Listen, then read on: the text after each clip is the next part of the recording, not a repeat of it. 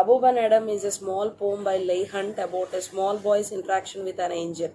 So ఈ అబూబన్ Adam పోయంలో మనం ఏం చూస్తామంటే ఇది ఒక నార్మల్ సింపుల్ పోయం అనమాట. సో అట్లాగే ఇది లెయ్ హంట్ అనేటువంటి పోయట్ రాయడం జరిగింది. అండ్ స్మాల్ బాయ్స్ ఇంటరాక్షన్ అంటే ఒక చిన్న పిల్లవాడు ఒక ఏంజల్తో మాట్లాడుతున్నటువంటి ఆ సంభాషణ అంతా కూడా మనం ఈ యొక్క పోయంలో చూస్తాం. దో ద పోమ్ ఈ స్మాల్ అండ్ సింపుల్, ఈ పోయం చాలా చిన్నది, చాలా సింపుల్గా ఉంటుంది అనమాట. చాలా నార్మల్గా, చాలా ఈజీగా చిన్నదే అనమాట.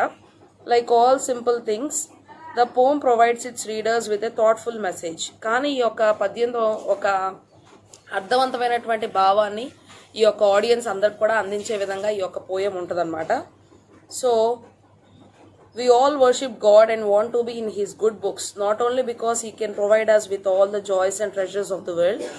మనం ఎప్పుడు కూడా దేవుణ్ణి చాలా బాగా ఆరాధిస్తాం, ప్రతి ఒక్కళ్ళం కూడా. సో దేవుణ్ణి ఆరాధిస్తూ ఉంటాము, want to be in his good books. ఆయన రాసేటువంటి మంచి పుస్తకాల్లో కూడా మన యొక్క పేరు రాయబడి ఉండాలి అని చెప్పి మనం కోరుకుంటాం.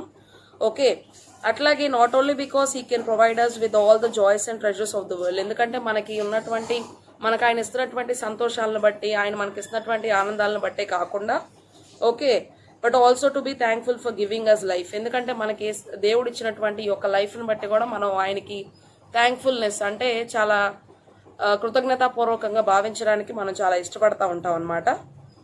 In the poem a small boy Abou meets an angel who is making a list of people who dearly love God. ఇక్కడ మనం చూసినట్లయితే అబూబన్ యాడమ్ అనేటువంటి ఒక చిన్న పిల్లవాడు, అంటే ఒక చిన్న బాలుడు అనమాట, ఒక బాయ్. అతను ఏం చేస్తాడంటే ఒకరోజు ఒక దూతని కలవడం అనేటువంటిది జరుగుతుంది అనమాట. Who dearly love God. ఆయన ఒక లిస్ట్ని కూడా చూస్తాడా ఆ బాబు. ఏం లిస్ట్ చూస్తాడు అంటే ఎవరైతే దేవుణ్ణి ఎక్కువగా ప్రేమిస్తారో వాళ్ళ యొక్క లిస్ట్ని చూడడానికి అవకాశం ఉంటుందన్నమాట. Abu makes a submission to the Angel to include his name in the list of people who love his fellow human beings the most. తర్వాత ఆ యొక్క లిస్ట్లో తన యొక్క పేరు ఉందో లేదో ఆ యొక్క ఏంజల్ని అడుగుతాడు. ఏంజల్ ఏమో నీ పేరు లేదు అని చెప్పేసరికి, సరే అట్లీస్ట్ నా పేరుని పొరుగువారిని ప్రేమించేటువంటి వారి యొక్క లిస్టులో అయినా సరే నా పేరుని రాయి, బికాస్ నేను ఎందుకంటే నా పొరుగువారు అంటే నా యొక్క నైబర్స్ అందరినీ కూడా నేను చాలా ప్రేమిస్తాను అనేటువంటి విషయాన్ని చెప్పాడనమాట. The Angel vanishes after listening to the submission of Abu. ఎప్పుడైతే ఈ యొక్క అబు ఈ విషయాన్ని చెప్పాడో ఇంకా వెంటనే అక్కడ నుంచి ఏంజల్ వెళ్ళిపోయింది అనమాట. ఓకే, తర్వాత when the Angel appears the next day, తర్వాత మళ్ళీ రెండో రోజు కూడా ఆ ఏంజల్ వచ్చింది, ప్రత్యక్షమైంది అక్కడ. Abu is happy to find his name on the top of the list. So తర్వాత ఒకేసారిగా దేవుడి చేత ప్రేమింపబడేటువంటి వారి యొక్క లిస్ట్ లో మొట్టమొదటి పేరు అబూదే ఉండడం చూడగానే అతనికి చాలా సంతోషంగా, ఆనందంగా అనిపిస్తా ఉంటది అనమాట. Okay, the Angel has prepared thus though a simple story, the poet is able to convey to the readers that the highest form of worshipping or loving God is to love one's fellow human beings. ఇక్కడ poet మనకి ఏం చెప్తున్నారంటే, ఇతరుల్ని ప్రేమించేటువంటి స్వభావం కలిగి ఉంటే automatic గా God కూడా నువ్వు వర్షిప్ చేసినట్టే అనేటువంటి విషయాన్ని పోయట్ మనకు తెలియజేయడానికి ఈ యొక్క పద్యాన్ని రాయటం జరిగిందనమాట. Okay, the simplicity with which the poem is able to put across the idea to the readers makes the poem one of the most beautiful poems ever written.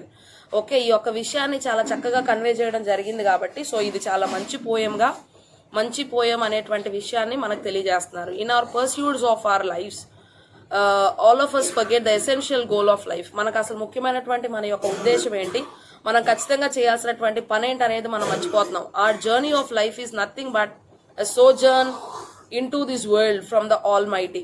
So ఎప్పుడైనా సరే మనం చేయాల్సింది ఏంటంటే మన యొక్క లైఫ్ జర్నీలో మనం ఖచ్చితంగా గాడ్ని మన యొక్క లైఫ్లో ఉంచుకోవాలి. And after our death we go back to the almighty God. So దేవుడే మనల్ని తయారు చేశారు, మళ్ళీ ఒక టైం వచ్చేసరికి అగైన్ విల్ గో బ్యాక్, మళ్ళీ మనం అక్కడికే వెళ్తాం అనమాట. చివరికి మళ్ళీ దేవుని దగ్గరికి వెళ్లాల్సిన అవసరం మనకుంది. In that sense all creature living in this world are nothing but different manifestations of God. దేవుడు చేసినటువంటి అనేక రకాలైనటువంటి జీవులు ఉన్నాయి, కానీ చివరికి మనం వెళ్ళేది దేవుని దగ్గరికే. ఇవన్నీ కూడా ఆయన చేసినటువంటివే. Okay, so instead of worshipping God, if one takes care and love one's fellow beings, then one actually loves God. దేవుణ్ణి ఎంతసేపు ఆరాధించడం, ఓకే, దేవుణ్ణి ఆరాధించడమే కాకుండా ఇతరులను కూడా ప్రేమించేటువంటి స్వభావం గనక మనం కలిగి ఉన్నామంటే ఖచ్చితంగా గాడ్ చేత ప్రేమించబడేటువంటి, అంటే దేవుని చేత ప్రేమింపబడేటువంటి మనుషులుగా మనం ఉండే అవకాశం మనకి దొరుకుతుంది అనమాట. ఓకే, సో తర్వాత దిస్ ఈ simple message is something that we often tend to forget.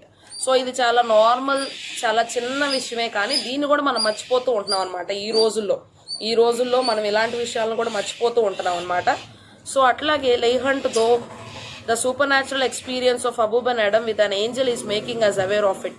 So ఎప్పుడైతే అబూబ్ అండ్ ఆడమ్ కి ఒక ఏంజల్ తో ఒక ప్రాక్టీస్, సూపర్ న్యాచురల్ అంటే అది ఒక సృష్టిలో ఎప్పుడు జరిగేటువంటిది కాదు, ఒక ప్రత్యేకమైనటువంటి ఒక కొత్త అనుభవాన్ని మనకు ఆయన తెలియజేస్తూ ఈ యొక్క గొప్ప విషయాన్ని ఆ పద్యం ద్వారా మనకు తెలియజేయడం జరిగిందనమాట. 2 questions arise here. ఇక్కడ మనకు 2 ప్రశ్నలు వస్తూ ఉంటాయి. 1, what was the need of an angel to present this message to the readers? అసలు ఏంజలే ఎందుకు రావాలి ఈ యొక్క విషయాన్ని మనకు తెలియజేయడానికి అనే క్వశ్చన్ ఒకటి వస్తుంది మనకి. And second, why did the poet make Abu wake up from his dream to meet the angel in his room? ఆయన పడుకున్నవాడు, నిద్రపోతున్న వ్యక్తి ఏంజల్ని చూడటం కోసం లెగాల్సిన అవసరమే ఉంది అనేటువంటి విషయాన్ని కూడా మనకి డౌట్ అనేది వస్తూ ఉంటుంది అనమాట. It is to be remembered here that we are reading a poem where the poet takes the poetic liberty to present the message in such a way that the aesthetic beauty of the message makes the message reach the heart of the people. So ఈయన ఒక మంచి అందమైనటువంటి ఒక విధానంలో మనకి చెప్పడం జరిగింది కాబట్టి సో మనం ఆ యొక్క మెసేజ్ని మర్చిపోము, చాలా ఈజీగా కన్వే అవ్వడానికి అవకాశం దొరికింది. ఒక ఏంజల్ రావటం, ఆ ఏంజల్తో మాట్లాడటం, ఒక దేవదూత రావటం, సో ఇదంతా కూడా చూడటానికి మనకు చాలా ఆశ్చర్యంగాను ఇష్టంగాను ఉంటుంది కాబట్టి సో ఆ యొక్క మెసేజ్ని మనం ఈజీగా అర్థం చేసుకునే అవకాశం ఉంటుందని చెప్పి అలాగా పోయం రాయటం అనేటువంటిది జరిగిందనమాట. ఆయనకున్నటువంటి పోయిటిక్ లిబర్టీ అంటే తనకున్నటువంటి స్వేచ్ఛను అంతటి కూడా వినియోగించుకొని చక్కగా పద్యం రాయటం అయితే జరిగిందనమాట. Okay, if the same message would have been written as the best form of loving God is to love your fellow beings, probably we all would have overlooked the prosaic formulation. So ఒకవేళ ముందు దేవుణ్ణే ప్రేమించాలి, తర్వాత పొరుగువారి సంగతి చూడాలి అంటే ఖచ్చితంగా మనం పక్కన వాళ్ళ సంగతి పట్టించుకోం, కానీ దేవుణ్ణి ప్రేమించడానికి ఎక్కువ ప్రాముఖ్యతనివ్వడానికి ఆలోచిస్తాం అనేటువంటి ఉద్దేశంతో అలా చెప్పలేదు. Okay, would not have given much, ఎందుకంటే మనం ఎప్పుడు దేవుని ప్రేమిస్తూనే ఉంటాం కాబట్టి సో దాని గురించి ప్రత్యేకంగా చెప్పకుండా ఇతరుల్ని ప్రేమించాలి అనేటువంటి ఉద్దేశాన్ని కూడా ఇందులో పోయెట్ మాట్లాడటం జరిగిందనమాట. I have given much thought to the message, but when the same message is rendered beautifully through Abou's experience it appeals to us. So ఎప్పుడైతే ఈ యొక్క అనుభవం అబూబ్ అండ్ ఆడమ్స్ నుండి వచ్చిందో సో ఆ యొక్క అనుభవం మనల్ని కూడా ఆలోచింపజేసే విధానంగా ఉంది అని చెప్పి పోయెట్ చెప్తున్నారనమాట. So the exclamation marks in the poem make us again wonder in the same way as Abu felt marvelous when he meets the angel the second time. So ఇలాంటి ఆశ్చర్యార్థకమైనటువంటి ఉద్దేశంలో మనకి చెప్పడం ద్వారా మరలా అబు కూడా ఈ యొక్క ఏంజల్ వచ్చినప్పుడు సెకండ్ టైం ఆ ఏంజల్ని కలిసినప్పుడు తనకి చాలా సంతోషంగా ఆనందంగా చాలా హ్యాపీగా అనిపించింది అనమాట ఆ యొక్క experience. Okay, the phrase and the low present the happy encounter and surprise of Abu beautifully across to the readers. So అట్లాగే మనం చూసినట్లయితే ఒక్కసారిగా తను చాలా సంతోషంగా ఆ ఏంజల్ని ఎదుర్కొనేటువంటి ఆ అనుభవం కూడా మనకు చూడటానికి చాలా సంతోషంగా అనిపిస్తుంది. సో అలా నేర్చుకోవడానికి, అలా గుర్తుపెట్టుకోవడానికి బాగుండే విధంగా పోయెట్ రాయడం జరిగింది. Similarly the phrase in the first line of the poem with an exclamation mark may his tribe increase. Okay, so first స్టాంజాలో మనం అబూబ్ అండ్ ఆడమ్ పోయం ఫస్ట్ స్టాంజాలో మనం చూసినట్లయితే ఏమని ఉంటుందంటే మే హిస్ ట్రైబ్ ఇంక్రీజ్. అలాంటి వ్యక్తులు ఎవరైతే అబూబ్ అండ్ ఆడమ్ లాంటి వ్యక్తులు ఉన్నారో అలాంటి వాళ్ళు ఇంకా ఇంకా పెరగాలి సొసైటీలో అనేటువంటి ఇంటెన్షన్ ని క్రియేట్ చేశారు. Makes us wonder why does that poet think that the tribe in the sense of the people like Abu should increase. అప్పుడు మనకు ఆలోచన వస్తుంది, ఎందుకు అబూ లాంటి వ్యక్తులు ఇంకా పెరగాలి అని చెప్పి పోయెట్ ఇక్కడ రాస్తున్నారు, అసలు ఆయనలో ఉన్న గొప్పతనం ఏంటి అనేటువంటి ఆలోచన మనకి హృదయంలో వస్తుంది అనమాట ఈ యొక్క పోయం చదివినప్పుడు. As what he means is the fights, okay, the disturbances and the violence in this world. మనం చూసేటువంటి ఈ యొక్క ప్రపంచంలో నిజ జీవితంలో ఏం కనిపిస్తూ ఉంటాయి, ఎప్పుడు గొడవలు, ఓకే, అలాగే డిస్టర్బెన్సెస్ అంటే ఒక సరైన క్రమంలో ఒక పని జరగకపోవడం, అట్లాగే మనం చూసినట్లయితే వైలెన్స్, హింసాత్మకమైనటువంటి ఎప్పుడు చూసినా చాలా రూడ్గా బిహేవ్ చేయటం, ఇలాంటివన్నీ కూడా ఈ యొక్క ప్రపంచంలో ఉన్నాయి. If more people like Abu are found in this world, ఒకవేళ అబూ లాంటి వ్యక్తులు ఎక్కువ మంది ఈ యొక్క లోకంలో ఉన్నారు అంటే అలాంటివి తగ్గేటువంటి అవకాశం ఉంటుంది అనేటువంటి ఉద్దేశంతో పోయెట్ అలాగే చెప్పడం జరిగిందనమాట. Rather than hating and fighting, ఎప్పుడు చూసినా ఇతరులతో పోట్లాడటం, వాళ్ళ మీద గొడవడటం అలా కాకుండా, okay, through a simple phrase thus the poet is able to beautifully make a critic of mankind. చక్కగా చిన్న చిన్న వాక్యాలని వినియోగించి పోయెట్ ఏం చెప్పారు అంటే చాలా అందంగా ఈ యొక్క మనలో ఉన్నటువంటి మానవత్వాన్ని క్రిటిసైజ్ అంటే విమర్శాత్మకంగా మాట్లాడటం జరిగిందనమాట.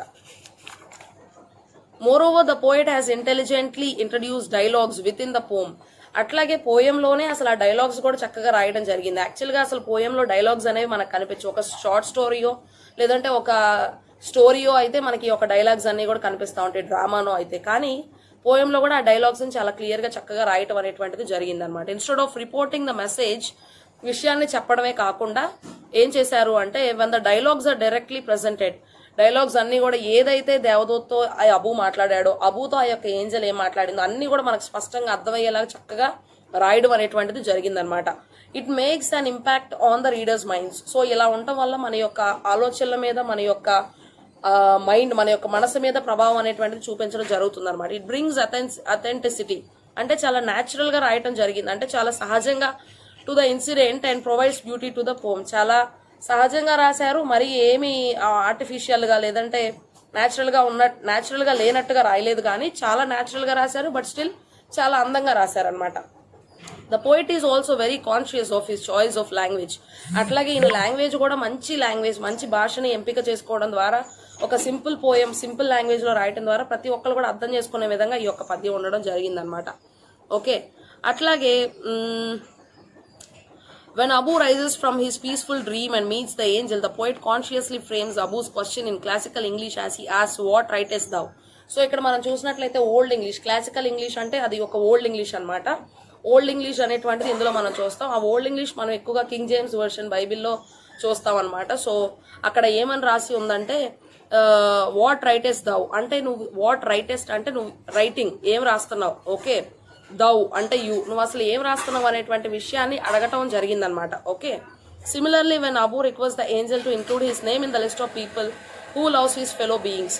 తర్వాత అసలు ఇక్కడ క్వశ్చన్ ఏంటి అంటే నువ్వు అసలు ఏం రాస్తున్నావు అనేటువంటిది అడిగిన తర్వాత నెక్స్ట్ ఏం అడుగుతాడంటే ఫెలో బీయింగ్స్ అంటే ఇతరులను ప్రేమించేటువంటి వారి యొక్క లిస్ట్ లో నా పేరుని దయచేసి రాయి అని చెప్పి చాలా రిక్వెస్టింగ్ గా అడుగుతాడనమాట. He starts with I pray thee. I pray thee means అక్కడ ఐ ప్రేది అంటే నేను నిన్ను రిక్వెస్ట్ చేస్తున్నాను, నేను అడుగుతున్నాను నిన్ను. ఓకే, ది అంటే యూ అనమాట. It is evident in the poem that the poet is consciously using older form of English as it is the English probably which the angels will be accustomed with.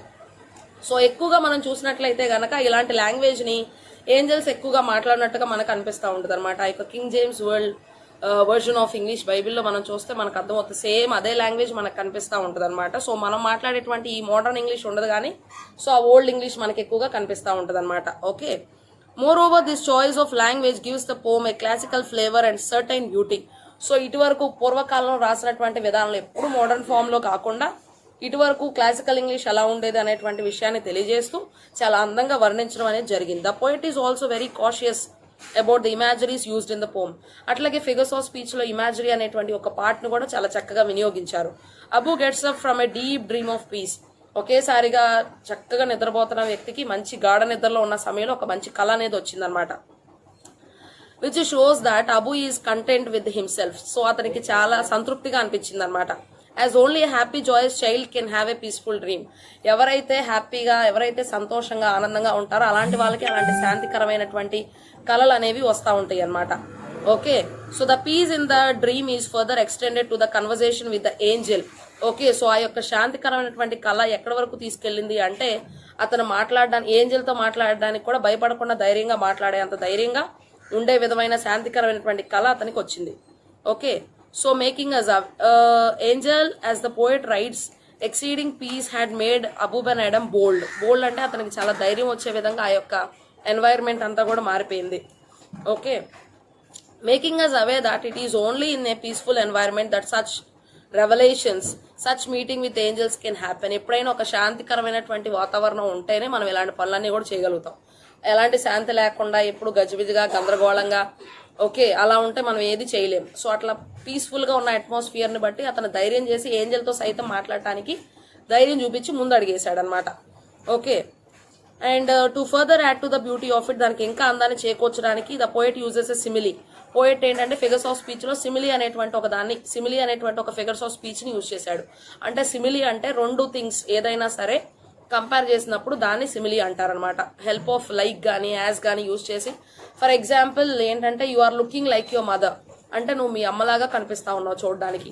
అట్లా ఇద్దరు మనుషులు అంటే నిన్ను అట్లాగే మీ మమ్మీని ఇద్దరిని కంపేర్ చేస్తూ ఉన్న కంపేర్ చేస్తూ ఉన్నటువంటి ఆ సెంటెన్స్ ని యూజ్ చేసి లైక్ అనేటువంటి వర్డ్ ని యూజ్ చేస్తూ అలా చెప్పేదాన్ని సిమిలీ అంటారనమాట. అదొక ఫిగర్స్ ఆఫ్ స్పీచ్ లిటరేచర్ లో.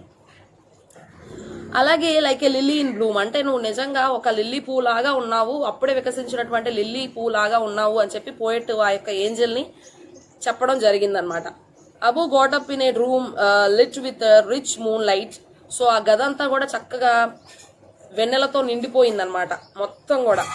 సో అట్లా ఉన్నటువంటి సమయంలో the poet compares the atmosphere with the lily in Bloom.